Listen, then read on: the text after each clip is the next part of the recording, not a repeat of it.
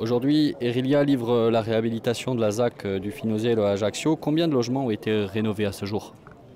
Alors ici sur la ZAC précisément c'est 496 logements qui ont été rénovés.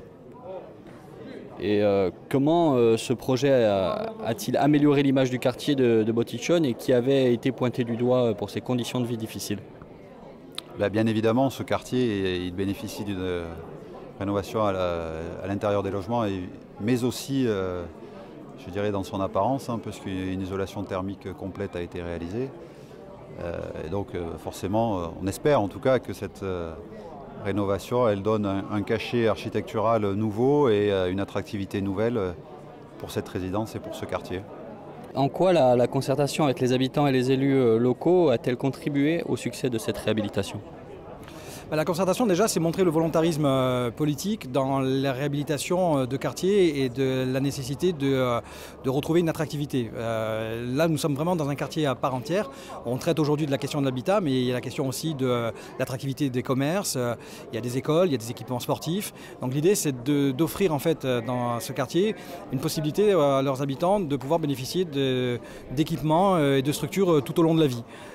C'est un peu la spécificité de la ville d'Ajaccio qui est une ville de quartier comme on dit, et donc là vraiment on traite de l'habitat, mais on traite effectivement de tout le reste, des espaces publics, de l'attractivité commerciale, de l'amélioration du lien social.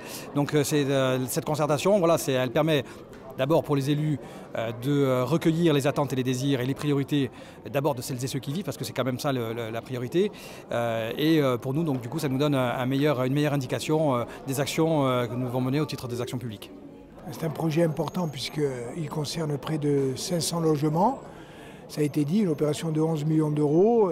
La collectivité de Corse intervient à concurrence de 3,2 millions d'euros. Donc c'est important pour nous de pouvoir participer à cette opération de rénovation énergétique qui va également améliorer la qualité de vie de celles et ceux qui vivent aussi. Mais cette opération s'inscrit pour nous dans une vision stratégique globale.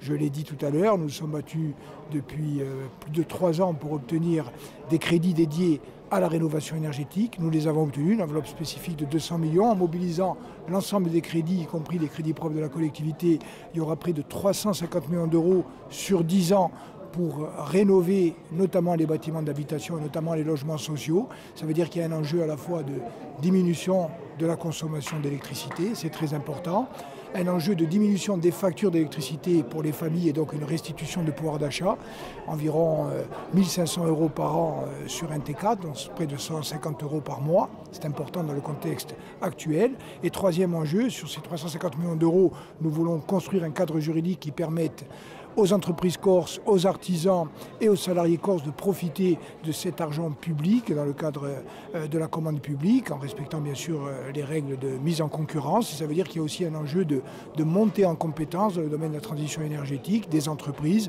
avec également des formations. Et nous avons une politique de partenariat avec l'Université de Corse, mais également avec les chambres consulaires et les organisations professionnelles.